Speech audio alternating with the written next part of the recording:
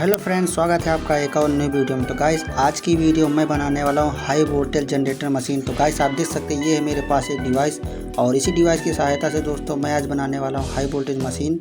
दोस्तों अगर आपको वीडियो पसंद आए तो प्लीज़ वीडियो को लाइक कीजिएगा और हमारे चैनल को भी सब्सक्राइब कर लीजिएगा।